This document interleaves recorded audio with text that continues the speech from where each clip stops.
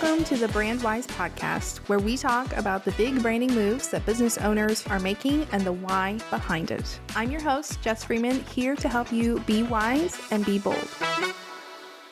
Today's guest is Victoria Boyd, and Victoria is your no BS marketing strategist and the girl you text when you don't know what to do next. I love Victoria's story, and just a reminder that sometimes a brand can stick with you for many, many years, and then you realize that you do need to update because it no longer fits you in this season. So without further ado, here's my conversation with Victoria Boyd. Hey, Victoria, thank you so much for being here today. I am so excited to chat. So to get us started, what is your brand all about? Well, first, thank you so much for having me. We've been in the same world for so long, and I think we've only chatted maybe 5 times. So I'm super stoked to be here, and I'm so excited to be hanging out with you for the next few minutes. So a little about me, I'm Victoria Boyd, and kind of in its most simplest sense, I approach marketing from the belief that you're your best marketer, and I'm just here to help you do that. So that's what my business is kind of all about these days. Nice. I love how simple that is. I feel like sometimes people get too caught up in this really long explanation, or they're really overcomplicated. Well, yeah. I mean, I've also gotten the word vomit where I can just go off on all the different things that I do, all the different things that I've done, everything I've experienced. And it's people care what's in it for them. Mm-hmm. So just simplify it. Yes, I love it. Yeah. Okay, so let's talk about your rebrand. That's what we're here to talk about. Yeah. So let's start with the old brand. Mm-hmm. Tell us about it, what it was, and what kind of made you realize, oh, I need to make a change. Yeah, it's a little bit of a long story. I've been in the online industry since 2016. My very first website I designed in 2012 to get into college. And, I maintained that one for a while and it fell off when I had to create a new portfolio site for the college I went to. And then I had a new logo, new branding, new design. And it was all very I say branding, but it was really you have to use this template for this specific assignment. So all I could really do was have my own logo, have my own domain, have my own colors. And that was kind of it. That was it was meant to be easy for college professors to go through and check your work kind of thing. So that was version 1. And I don't even think about that until I was really sitting down and saying man, over the years, I've had so many different iterations of a brand. And I never really hired out any element of my branding until this most recent redesign. So both of those websites were WordPress. I love WordPress. Fast forward to 2015, 2016, getting ready to graduate from college. I had this portfolio site that I started freshman year, hadn't really touched it, hadn't really done much with it. I don't even know if I'd actually sent my domain to that WordPress site, to be completely honest. It was very checking boxes for college and to graduate and to meet all these requirements for all my classes and everything. And when I graduated, I was okay, I have a portfolio site, but I now have to send it to companies to hopefully get a job. And what is this going to look like? How is this going to actually happen? And that was when I kind of started to think about it a little bit differently. And again, this is back at this point, we're 2014, 2015. I think we'll just say beginning of 2015. I think at this point I was looking at that website just differently because I was I'm 5 months out from graduating. What do I do with this thing when people ask me for my portfolio? And so when I graduated, I really struggled to find a job, which led me with a portfolio. I had a portfolio, I had great grades, I had everything people tell you to have in place, right? And I struggled to get a job, so I went for my master's. And I didn't really realize that the way I was posting on social media at that time and what I had on this portfolio website and what I was blogging about and writing about was the very beginning of a personal brand. That wasn't really a word we used back then. Like, we didn't really think about ourselves as brands. We didn't really think about ourselves as like, you know, a product. Not that we really think about ourselves as a product now, but like we do talk about like selling our story and all of that, right? Mhm. So 2015 rolled around. I ended up going for my master's because I was like, what do I do now? And this is when I really started to evolve my brand into something. So I created a this is so funny. I created a really bad logo in Photoshop. It was like two circles. It's Photoshop. I could have done so much more than this. I don't know why this is what I did.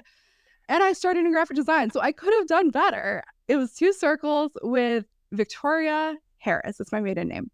And the only thing that was interesting about the logo was the V and the H were a different color than the black text. Like, that was it. That was the only thing that was different. But I took that color that was now my brand color, which was like this beautiful teal that I actually carried a version of that teal with me up until like this most recent rebrand. And I just started slowly shifting my website from portfolio of college work to portfolio of professional work to now I'm going for my master's and let's just play, basically. And when I really started to think through that brand, it got really interesting when how do I put this simply? Basically, I went down to my college campus. I was a remote student. So I went down to my college campus for like a week long, like conference, basically. And one of the speakers was on personal branding. And this was like the first time I'd really heard the word personal branding. And again, this was like 2015, 2016. So it's starting to become like talked about, but more from like the sense of like Oprah's a personal brand, not like you can be a personal brand. It was just different. It was just a different time. It was like very new for personal branding. And there was a personal brand strategist that was like, hey, if the door's not opening, build your own door. And it was like a light bulb went off. Because even studying for my master's, I struggled to find a job that I really liked. And again, I had a website, I had all the things in place, I had a portfolio, I had great references, and it was really awkward and really uncomfortable. So that was when I really honed in on like that accent color that I was using. And I bought my first WordPress theme and I started like changing the way I was blogging. So it wasn't like, here's how I did this thing, here's what I did for this class or whatever. And I started just like learning and then writing about it and learning and writing about it. And that really forms like the first iteration of like my brand. Fast forward to 2018, I got to quit my job, which was amazing. I had enough freelance clients under my belt with that sticky, weird original website and that weird original branding and hodgepodge stuff together, like truly duct tape stuff. And I was going to create a membership, like my first membership, it was called Manage Social. And I was like, I want this to be done right the first time. I'm not going to do what I've been doing, which was like, picking themes and taking color palettes off Pinterest and using that horrendous logo that I designed. I said I used Photoshop, but I might have used Word. Let's not talk about it. Word? Okay. Okay, hold on, because Yes, it was bad. one of the funny things, my first logo was also made in Photoshop. So Mhm. our professors like failed us both. Yes. And I also had teal in my brand for the longest time until like my most Yeah. recent rebrand. So I was like, we have a lot of similarities. But that's a very side note. But you mentioning words is I uh, I could have done Word. I don't know. I don't remember. Anyway, my sister was now going for graphic design in college. So I was like, hey, design me a logo. So she came up with a new logo. I used that one for years. So I hired I don't know like what exactly she was or how to really describe it. She's definitely a graphic designer, but she wasn't like a brand strategist in any sense of the word. And I don't know what exactly I bought still, but it was basically like, I like this style. I'm just going to like pay the $500 and she was going to give me a logo in that style. And it was when like hand lettering was a big logo style. So it was like around that time. A color palette and recommended fonts. And I think those fonts were like the same that she gave everybody. And the only difference were the colors in the logo. But I took that, and when I built the membership site, which I was crazy and said, I'm going to self-host the membership. So I wasn't using Kajabi. I was using MemberPress and then Access Ally for it was hard. It was Yeah. rough. I don't recommend. I don't recommend. But I built the whole website using that branding that I purchased from her, but it wasn't based on strategy. It wasn't made to be my whole branding logo or my whole brand. It just became that because I was like, well, I like these colors a lot. I might as well just swap out the teal with like all of these different colors. And I stuck with those colors until this year. So from 2018 until 2024, I kept those colors. I played a little bit with fonts here and there. Uh, but like my logo was the one that my sister designed me way back when. And then it was one that I twisted her arm to design me a new one that I really didn't like. It was just like, okay, this like one single letter mark is no longer trendy. Like just write my name. And that's what my sister did for me. And like that font was fine and everything. But I hit a point, which is like why we're here. I mean, that is quite the journey. And I love thinking about like you it's funny to think about like where personal branding was at back in 2015 and how things have evolved, getting this brand and being like, oh, actually, now I'm just going to apply this to my whole business. I feel like sometimes people do that. They just kind of like fall into their brand. They're like, Yeah. I mean, you actually like you got something, you didn't just like fall into it. But I mean, you got that for the course, for the membership, and then you were like, and now I'm just going to use this for Now I'm several just gonna years. take it. Yeah. I'm just going to use it. So yeah, I feel like a lot of people do that. So when you made this recent change to rebrand and step away from that, were there any parts of the old brand that were hard to leave behind? It's funny. I thought there would be. Like, I thought I would struggle to get rid of the yellow or something. Like, I spent so much time with those colors. Like, Hmm. I spent so much time with those colors and with what those colors were used for and the way that I thought about those colors that I thought it would have been. But I think it was kind of a part of like my healing journey. I know we're not going into all of that stuff, but like I think it was part of my healing journey to just say we're done, like Mm. to just cut ties. So I can't really say it was hard. But that's okay. I mean, and I think that's also a good sign that you were ready for the Hmm. rebrand. Not that we always have to wait till we're ready, because then some of us will never do it. Yeah. But I think it's also a good sign that you're like, no, I'm good. No, I Yeah. yeah. What about like challenges that you had during the actual like rebrand process? Did you have Ooh. any regrets, hiccups? Were you like, oh my gosh, I just want to go back to my old brand? Yeah. So when I decided this most recent rebrand was going to take place, uh, I felt like it was time to shed a skin. And I didn't know how to like put words to what I wanted or what I was looking for or what the vibe was or what the transition was really going to be. So when I really decided like I needed a completely new visual identity, I was standing in London in May of this year and I was like looking around an alleyway called Neal's Yard. Anybody that's been to London has probably seen this iconic I've been there. alleyway. Isn't it the best? It is. And I like looked up at the building and like the buildings were painted, just like give people a little bit of like the vibe. They're like painted. It's like cute. There's like a custom skincare brand there and like a wine shop and like you can get your nails done in there and like there's chairs and it's just like so vibey and perfect.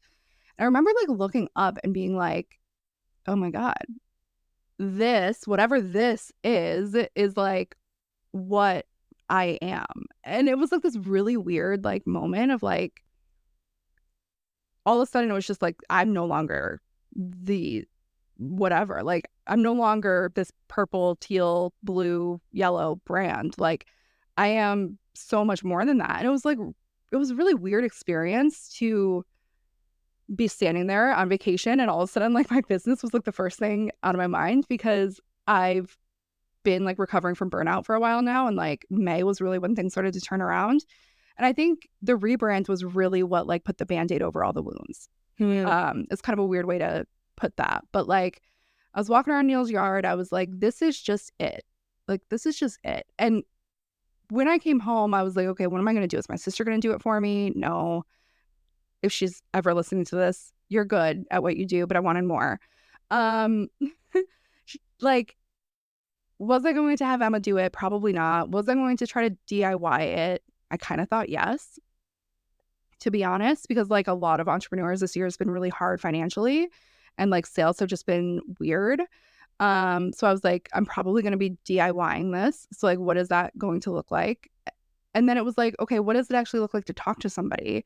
And like, I bought a tool that would like analyze the color palette I was looking at and tell me like how accessible it was and if the colors work together. And like, I love AI. Like I do. I love AI. I'm a stand for AI, but Same, same. there's certain things it can't do for you. There's certain things it can't do for you. And I knew I just wasn't going to be confident with all the work that a rebrand is to roll out with these colors. So I kind of started like thinking, what's my budget? I had no idea what a brand identity or a visual identity costs. I knew I wanted to do the website mostly myself. I was going to buy another template, but like I was going to do it mostly myself. I was very comfortable and show it already. Like I was just going to go one to the other kind of thing. And I didn't know like what my budget was going to be. I didn't know how to find a graphic designer. And that was also hard because I knew once I found a graphic designer, not only did I have to pay them, but I also had to be able to tell them what Neil's Yard was and what it felt like and what this very open-ended like aha moment felt like. Mm-hmm. I know I kind of went all over the place. So I'll give you a second to No, that's good because I feel like there is often a realization because I mean, I wasn't in Neil's yard, but I had a similar kind of thing with my rebrand where I was just chugging along and like whatever. And then was like mid conversation with somebody and I was like, oh my gosh, I need to rebrand. Like this is like this is the vibe I'm going after and like just talking things out and I was like, "Oh." Like it wasn't I think sometimes people have a realization they need to rebrand and then they have to like think about it for a few months and that's fine. But then I think sometimes like you and I it's like, "Oh." it's like slapping you in the face. And it's like that Yes. kind of hurt. You're like, "Oh dear. Oh, Okay. shit. Now I have to rebrand. Okay. This is not on my 2024 bingo card, but sure. um so you decided to find the designer and did you still end up DIYing your website or did you hand that off too? No, I did end up DIYing my website, so not everything is perfect, but you know, we had to ship it We at some don't point. Yeah. No, that's So fine. We don't need perfection. no, it's just, you know, a website's never done. Like Mm-mm. like it is, but like it's not. Like Right. especially if you know enough to go and play with it, it's never done. Like if you Mm-hmm. know enough to be dangerous, you're in danger of wasting a lot of time. And that's me. Like I at a certain point show it accidentally published my website. I was having trouble with something and I didn't realize that the problem was that the website wasn't published to have something work properly. So they went in and they published the website on me and I was like, well, it's good enough. Like so I just like let it happen. Which I'm glad I did because I think I could have played with it for far too long. And like I wrote all the copy fresh, like brand new.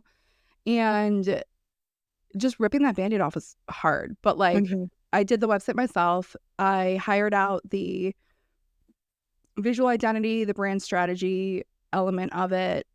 And like that felt really good. It was really hard, but it felt really good. Yeah.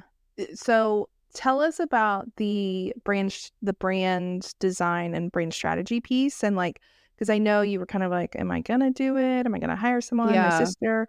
Like, because I know so many business owners are very hesitant to have someone do their brand, but they also know like they can't do it.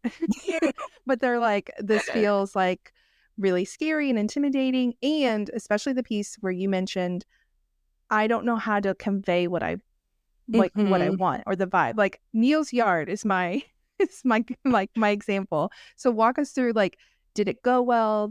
Are you, did you get the Mhm. result that you wanted? And all those fun stuff. It went so well. I feel so lucky. I talked to 3 different people. When I kind of decided maybe I should see what hiring this out looks like, I just put a post up on Threads. We love Threads. Yes. And I was like, I'm thinking I'm need a rebrand. Like, I don't even know what I wrote. Who's your go-to brand identity person? I don't know what I wrote, but I had, of course, if anybody's ever posted anything like that on Threads, you get so many messages and So so many. many responses. And I talked to 3 people. Like I did like 3 discovery calls, went through that, you know, inquiry process with 3 people, read through like 3 proposals, went to more websites than I care to think about. I ended up going with the person at the top of my budget, but the discovery call was so good that I knew she was invested in the project. And even though my style and what I was looking for was not at all her style, like she is very like elegant is more her style Mm. and like luxe and luxurious and like but like I could tell that she like cared enough and I could tell that she was a great designer that I was like, I know this is out of your comfort zone, but if you feel comfortable with it, like I'm gonna go with you. Mm. Like I know this is different. I know this is way more color than you've ever worked with because I was looking for something with a lot of color. And that was another thing. When I had this aha moment that I needed to rebrand, one of the things I was thinking about was I want this one brand to be something that can not only grow with me, but each element of who I am as a personal brand can like own a facet of this brand. Mm. So I think I was really specific about what I wanted, which really helped. And I realized I was like, I don't just want 5 colors. I want 10 or 12. Like, give me a lot, which a lot of designers are like, no. Like my sister, she was like, you can't have more than 4 or you can't have more than 5.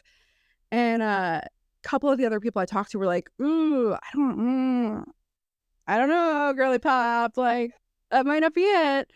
But she was confident that she could do it. I believed in her from seeing her portfolio and how, all the stuff was very similar, but I could see how talented she was that with enough like examples, which I didn't really have that many examples, that was really hard for me to find. Um, I knew she could do it. Mm-hmm. So that was part 1 of this. Was really working with her. I really love as a designer that you said you went with her because like the call, and I'm assuming you mean like the connection with her, the vibes. Yeah, the Yeah, discovery like call. your Yeah. connection with her is what the reason you chose her, even though her portfolio didn't necessarily like match what you were looking for, because that is a mistake that maybe mistake is too strong of a word, but so many people are like, I'm looking for a designer who can do a pink logo, and you don't Yeah. have pink in your portfolio, so I'm not going to do that. Yeah. Or like, I want somebody who does, like does a very luxurious thing. Like, just because I don't have luxury or this person doesn't have luxury in their portfolio doesn't mean they can't do it. Now, you obviously do need to have the discovery call to be like, are you going to do this or are you going to try and fit me into that bubble? Mhm.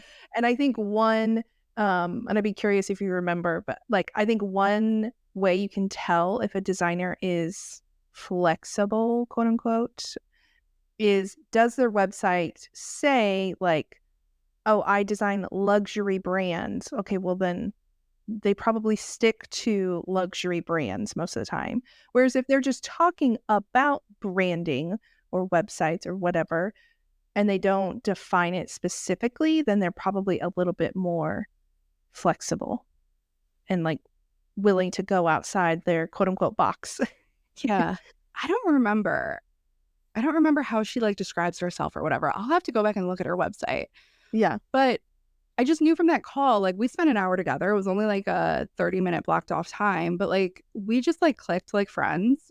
It was obvious that like just from the way that like I could describe something to her and she would kind of like give it back to me, but in like a much Mm. more clear way. Cause like I still don't know how to describe whatever I was trying to describe to her, even though I now have it. And like she did such a great job at figuring it out and like pulling out what I was saying and what I was looking for.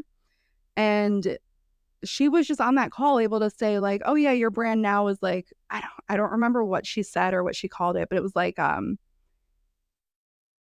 essentially like business chic or business modern or Mm. something. Like, I don't know. She was like, it's like you went for like corporate, but like fun. Like you're a fun corporate. Like, and I was like, that kind of fits for where I was at the time that I had that original like brand created for that membership. Even though I wasn't working a full-time job yet, I hadn't fully like removed that skin of like, I'm going to be a corporate employee. I'm going to climb the ladder. Like, I Mm-hmm. couldn't shed that. So like when she said that, it really made a lot of sense. I pulled up your website because I was like, well, I want to see if I can define it.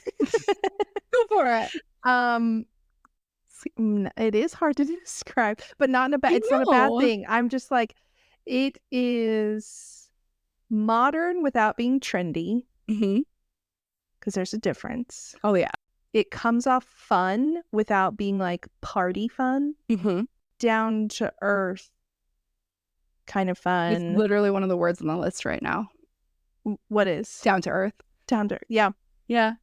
Okay, what other words are in your So we have bold, yes? ambitious, Mm-hmm. vibrant, clever, charismatic, joyful, down to earth, motivational, intuitive, and innovative. Then beneath it, she has you're not bland, pretentious, or conventional, which like I loved her little like note there. She was like, Yeah, it does not come off as pretentious, but also not bland either. yeah. So I like that. I Yeah. think she really like crushed it. Like I had no idea how to verbalize it. I couldn't find examples online of like what I was really looking for. Mm-hmm. I think I even sent her like a picture on Pinterest of like the back of a wall, like a painted like brick wall, not from Neil's yard, from like some other wall in some other state or whatever. And I was like, this is kind of it. Like this wall of paint is kind of the vibe is right, Yeah. And Yeah. she nailed it. So I love it. I'm very lucky that that was as easy as it was to like work with somebody on that. Yeah. Yeah. Yeah. That's good. That's really good. So I'm glad you had a good experience.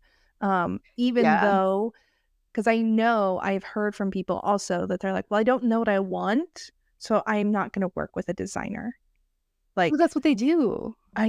look, you're telling me. When I did I did 50 market research calls over the summer. Yeah. And one of the things that came up a lot was, well, I haven't hired someone because I don't know what I want really. And so I don't feel like I'm ready to work with a designer. And while on one hand, I think you kind of should have an idea of what you want, I think there's a difference also between I don't know what I want versus I just don't know how to articulate it. Yeah. And if you can't articulate it, it's all good. Like us designers have a way. Yeah. I think there's just we are just built differently. You're just And wired. it's just I have tried to explain this to people when I have discovery calls and they're like, "Well, how do you like come up with ideas?" And I'm like, "My brain. It Like, gives me idea. I don't know how to explain it to you. It just yeah.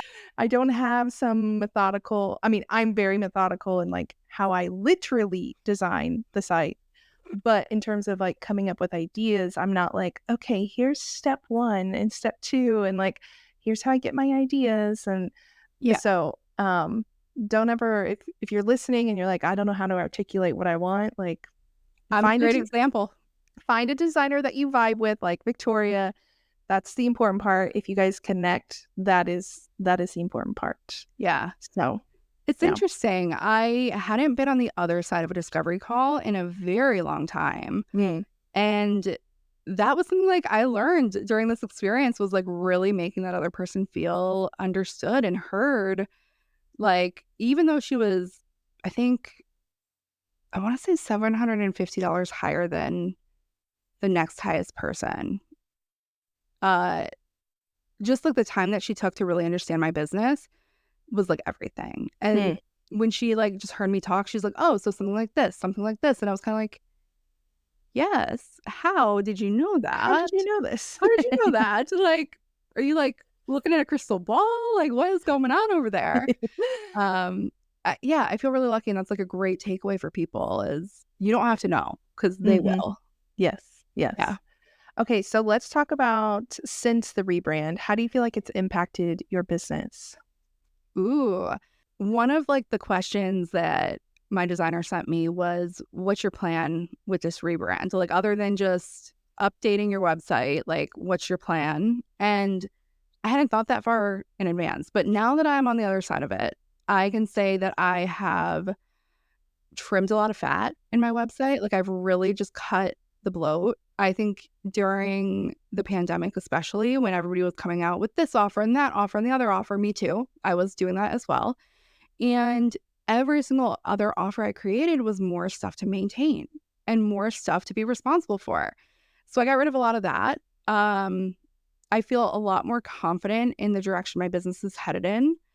I designed I talked to she designed it, but like I went into this rebrand and with the visual identity and all of that with this intention that like, you know, my Victoria Boyd website would be all of the colors, but Strategies That Stack, which is my summit brand and my podcast brand and my newsletter, but from mostly my summit and podcast brand could own like two of the colors. And of course, like black and white, but it could have like two colors, which that rebrand is coming eventually, just not yet. But like DM to Dollars, another one of my offers, could like own a color. Conversion Catalyst could own a color. Mm. My little like travel advisor side hustle could own a color, and it could all still fall under me as my personal brand, but like it could all look like it belonged together. So I trimmed a lot, but I also was able to simplify a lot through this. And I was also able to really envision like where I wanted my business to go and what I want my business to become. And that was something I really wasn't expecting. Mm. Yeah, But and that is one of the most common things that I've heard from talking to people is that they feel a lot more confident yes. and feel more prepared to like move forward to, have new offers, try new things. And they're like, but I wasn't expecting that just from rebranding. Like Yeah. I thought this was just like a little visual refresh and then that was going to be it. It's like a haircut. You're not a new person, but you feel different. Right. Like Yes. you're not a new person. You just feel different. Mm-hmm. And it's really interesting to just like be on the other side of that and like seeing where things are going and being like, this is all because of the rebrand. Like, that's cool. That's just cool. Mm-hmm.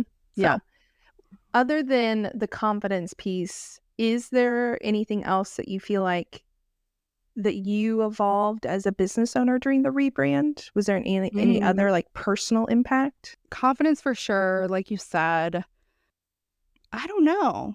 Personally, like, it's interesting because it almost put like a end cap on like a bad season of life for Mm. me, like burnout, hit by a car, not sure what direction my business was headed in, existential crisis, hitting 30.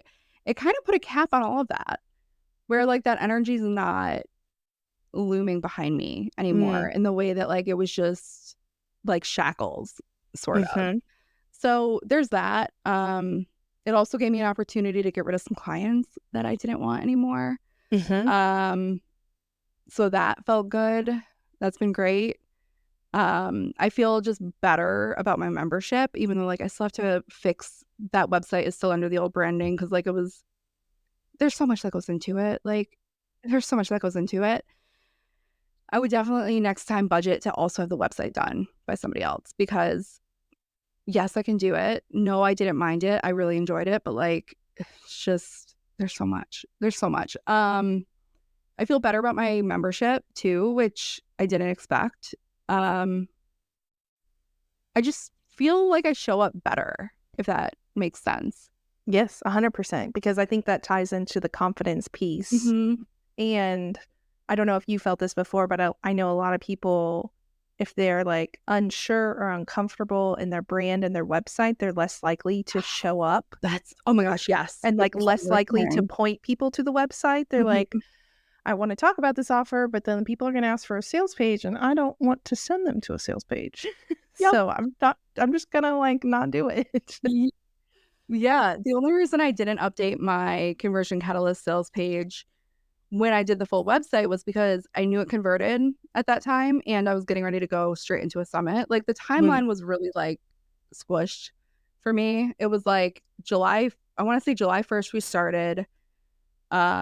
Our US folks, though, we had, like, 4th of July in there, so, like, we lost a little bit of, like, time in our 2-week, mhm. like, intensive for this brand identity, and then, like, I got the deliverables, and then I was updating my website along with, like, writing the content and, like, writing the copy for the site, and then shipping it. Well, during all of that, I was also creating my summit. So I had to like pick and choose, and I launched at the end of a summit. So it was like, okay, I know this converts. I'm just going to keep it the way it is right now and pick it back up probably in November, if I'm being completely honest. Which is fine. Yeah, exactly. But I definitely remember sitting in Neil's yard and being like, I want to send people here, not to my Mhm. website. Like this vibe of this of all of this is, like, it, and, like, I don't wanna send people to my website, so it really made it hard for me to market, and, like, I'm a marketer, like, I market my business, I market other people's business, like, but when it came time to send traffic to my website, I was like, "I don't have faith everything's working, I Mhm. don't love the way that, like, visually it looks, um, I feel like I've outgrown it." It was just time, Yeah, and that weight of I don't wanna send people to my website obviously affected the bottom line, right. like, everybody should be sending traffic to their website, and I just I'm was like, "I don't wanna. I I don't don't want wanna. to. Please don't make me." Okay, so hopefully this has, inspired some people to rebrand because they're like, "Oh, I do not feel confident and I do want to send people to my website." So what advice do you have for people who might be going into a rebrand soon? Yeah. Deep breath. That's, like, first and foremost, because it's a big project and it's a lot to think about. Even if you are outsourcing it, it's still going to take up a lot of your time. But I think the most important thing is every time you get, like, a mood board or colors or reference material or whatever from your designer, that you don't just view it from, "Do I like this?" But you also think, "What does this convey to my target audience?" Mm, Because it's not about you, like, ever. It's not ever about you. It is, but it's not. Like, it's about how is your audience going to interact with this brand? What is it going to look like? What is it going to feel like to them? Like, how does the font convey your values and convey your business? And really viewing it from that other lens made me make some different decisions, but I think it was really worth it, and I love what we came up with, and I'm really happy with the direction of it. yes, I love it. Such good advice. To wrap up, where can we connect with you online and go check out this new brand and, I join all the things and all the fun stuff? Yeah, so Victoria H. Boyd is my main website. That's the one that has been completely rebranded and is beautiful, and I love it. If you want to listen to my podcast, it's strategist@stack.com. That's also where you can get on my email list, and I send out a Saturday marketing-themed newsletter every week, just about marketing your business and what's going on in the online space, and I do all the research so you don't have to. Nice. I will link Yeah. to all that in the show notes for y'all so you can go check out Victoria's stuff. But thank you so much for being here. Thank you for having me. This was fun.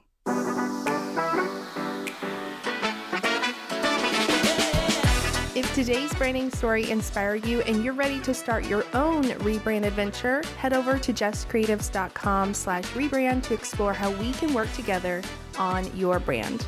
If you enjoyed today's show, be sure to leave a review or share it on Instagram and tune in next week for another episode.